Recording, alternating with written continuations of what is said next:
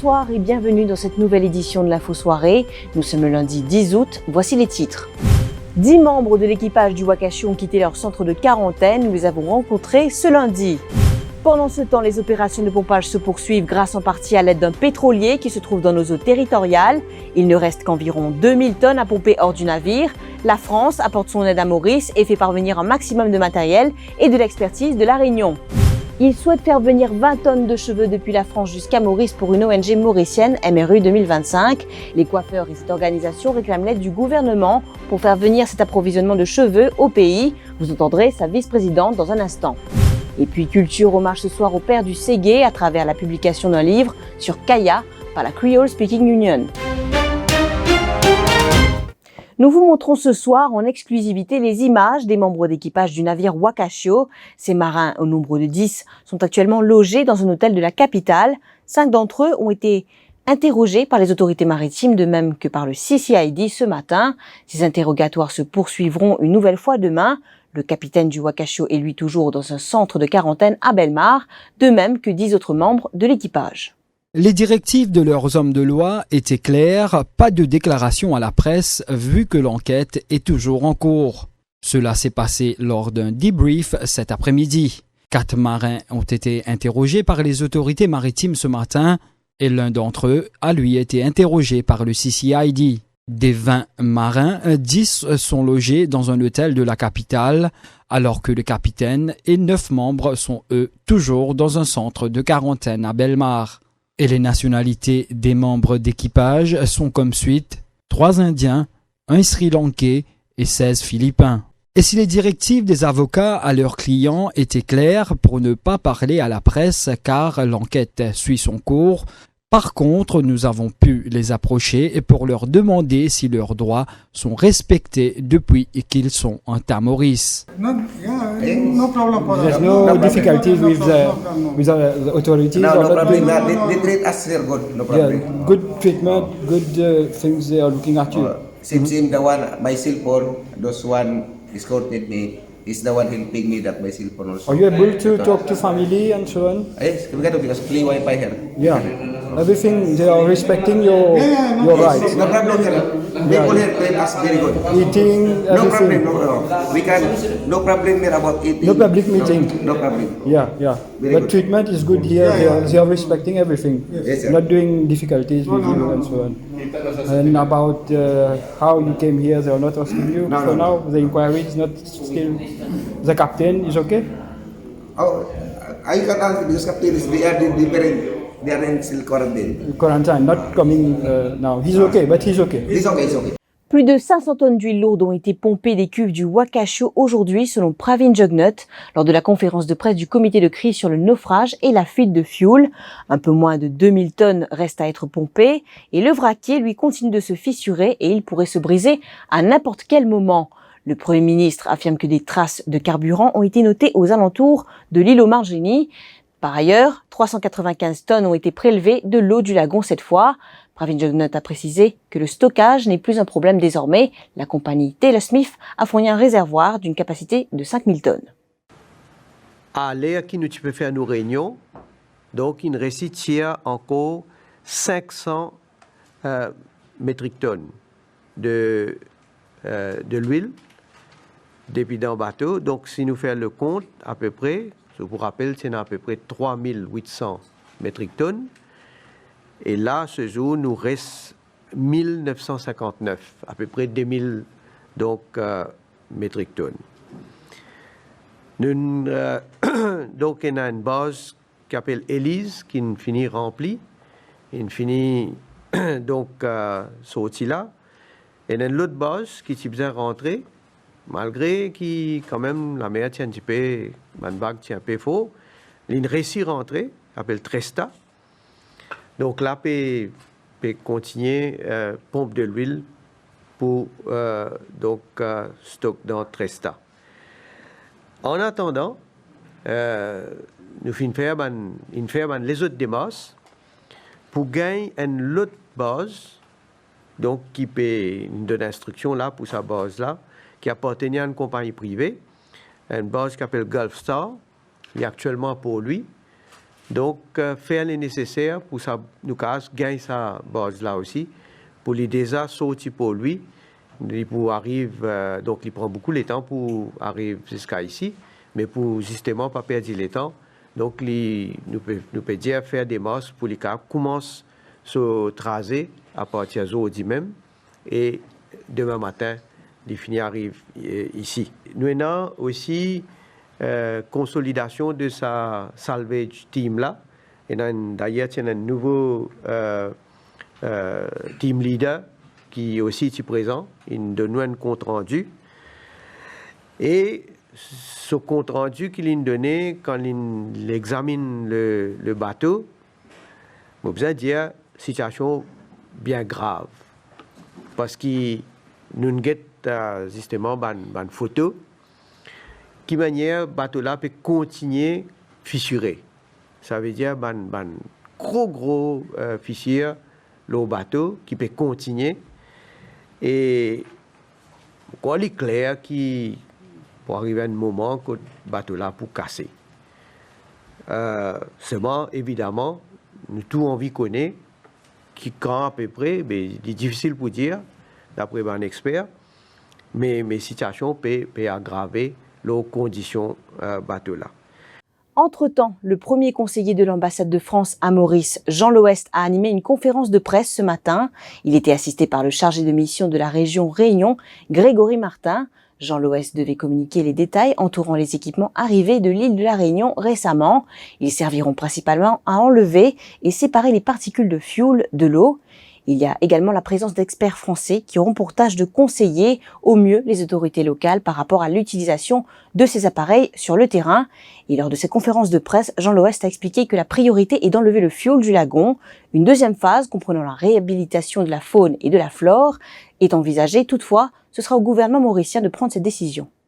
Donc la France est aux côtés de Maurice, je veux le souligner, pour dépolluer au maximum les lagons du sud-ouest, les lagons de la Pointe d'Esny et de Mahébourg, face à cette catastrophe écologique.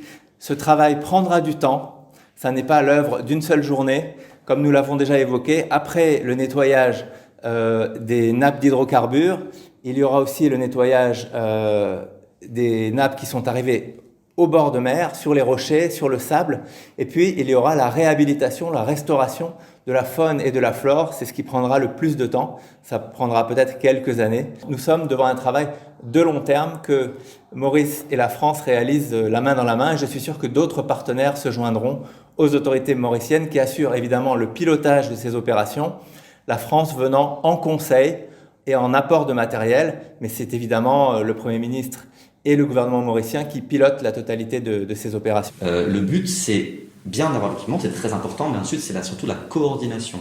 Parce que 10 km de barrage à un endroit n'aura pas forcément les bons résultats, alors que si on met 5 km à un endroit bien précis, on pourra mieux pomper que d'avoir 10 km où on aura une forte pression sur cette zone.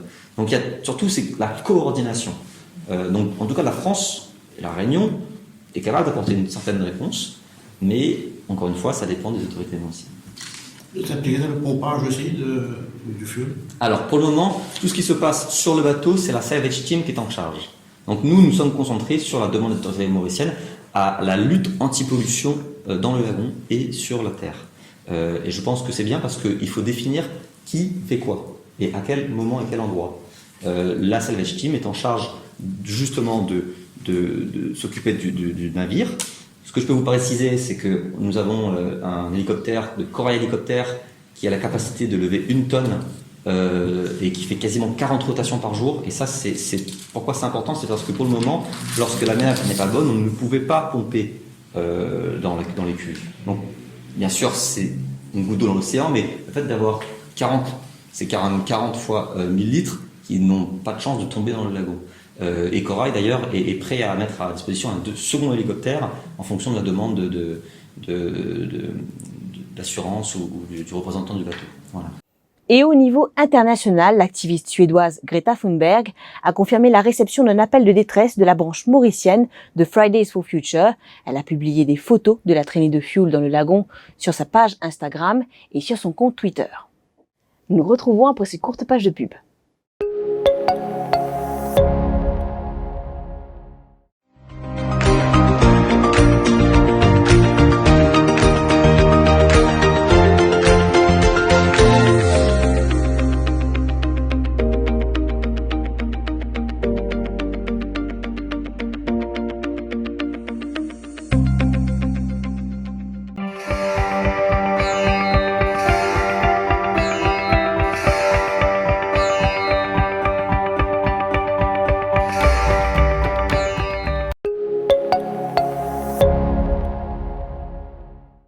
L'assureur du Wakashio a proposé 800 roupies par jour aux pêcheurs pour aider dans le nettoyage des lagons, selon le négociateur syndical de la Federation of Sea Fishermen Association, Atmashanto, qui était face à la presse aujourd'hui. Cette proposition leur a été communiquée lors d'une réunion ce matin par le ministère de la Pêche.